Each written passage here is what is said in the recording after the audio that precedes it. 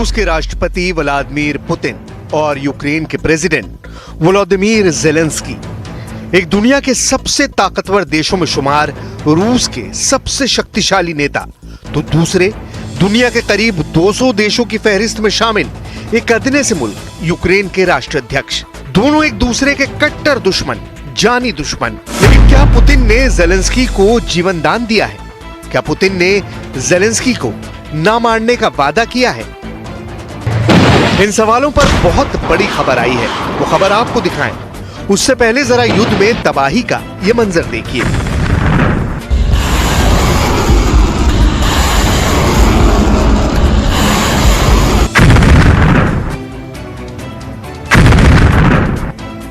रूस और यूक्रेन में कोई मुकाबला ही नहीं। पुतिन चाहे तो ज़ेलेंस्की और उनके देश को मिट्टी में मिला दे, लेकिन आगाज के करीब 1 साल बाद भी युद्ध अंजाम तक क्यों नहीं पहुंचा?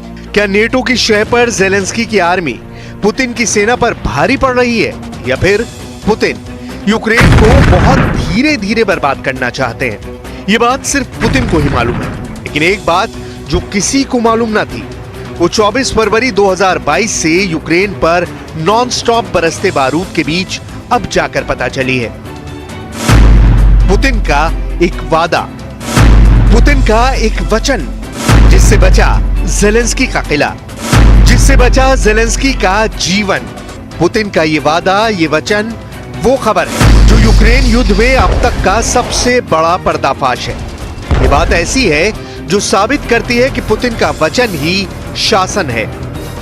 पुतिन ने यूक्रेन पर अंधाधुंध मिसाइलें दागने में कोई कोताही नहीं बरती।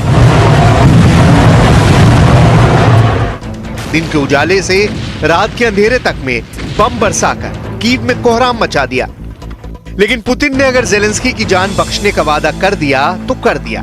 अब भले ही ज़ेलेंस्की इसे रूस की कमजोरी समझे और खुद की ताकत के तौर पर पेश करे, लेकिन सच क्या है वो आप खुद सुनिए। באיזשהו שלב, 3 שעות פנימה 4, אנחנו כבר מדלגים לתוך הפגישה, אני אומר לו, שמע, מה עם הסיפור הזה? אתה מתכוון להרוג? והוא אמר, אני לא ארוג את זלנסקי. ואז אמרתי לו, אני צריך להבין שאתה נותן לי את המילה שאתה לא הורג את זלנסקי. הוא אמר, אני לא הורג את זלנסקי.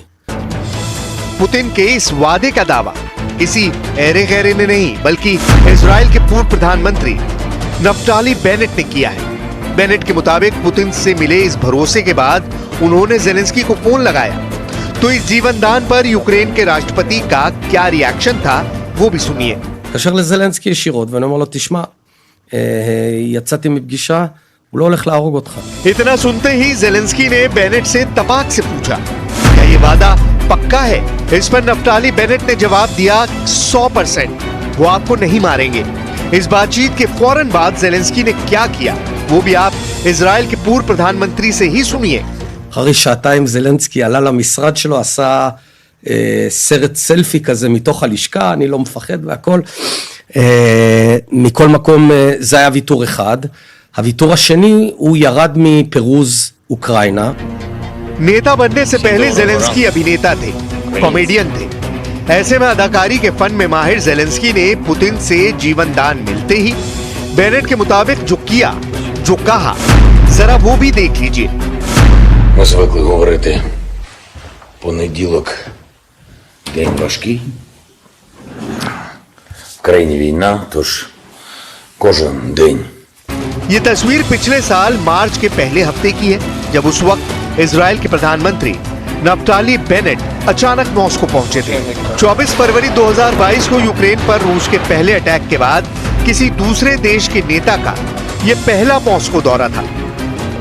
उस समय बेनेट के मॉस्को दौरे की खबर इंटरनेशनल मीडिया की हेडलाइंस थी, क्योंकि बेनेट ने रूस और यूक्रेन में मध्यस्थता की पहल की थी। यूक्रेन में युद्ध के बरसते शोलों के बीच रूस जाने की हिम्मत दिखाई थी।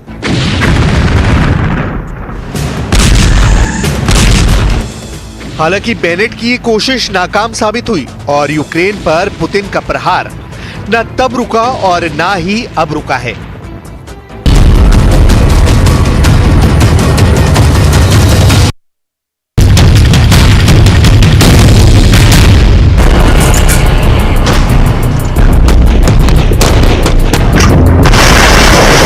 पुतिन के मिसाइल हमलों के बीच भी, एयर स्ट्राइक के बीच भी ज़ेलेंस्की यूक्रेन में टॉप पर है। यूक्रेन में हजारों लोग और फौजियों की मौत हो गई, लेकिन ज़ेलेंस्की का बाल भी बांका नहीं हुआ।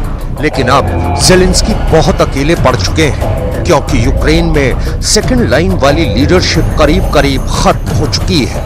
अपने गृह मंत्री को हेलीकॉप्टर हादसे में खोने के बाद ज़ेलेंस्की ने बड़ा फैसला लिया और अपनी सरकार में नंबर 2 यानी रक्षा मंत्री ओलेक्सी रेजनिकोव को पद से हटा दिया है। जब कीव और खार्किव पर बमबारी तेज हुई है और डॉनबास के बाद यूक्रेन के नए शहर पर पुतिन की नजर गड़ी हुई है, तब अपनी सरकार के उस मंत्री को बदल देना जो युद्ध का पूरा मैनेजमेंट देखता रहा है, ये ज़ेलेंस्की का बहुत बड़ा सिग्नल है। सवाल है कि अब जिम्मेदारी किसको दी जा रही है। तो नाम है Kyrylo Budanov. Kyrylo Budanov Ukraine की खुफिया एजेंसी GUR के प्रमुख हैं और अब उन्हें रक्षा मंत्रालय की जिम्मेदारी मिलना ज़ेलेंस्की का बहुत बड़ा मैसेज है। 37 साल के बुडानोव ने कई खुफिया ऑपरेशन अंजाम दिए हैं। युद्ध की डायरेक्ट जिम्मेदारी निभाने से पहले किरिलो बुडानोव को अपने करियर में प्रमोशन काफी तेजी से मिले।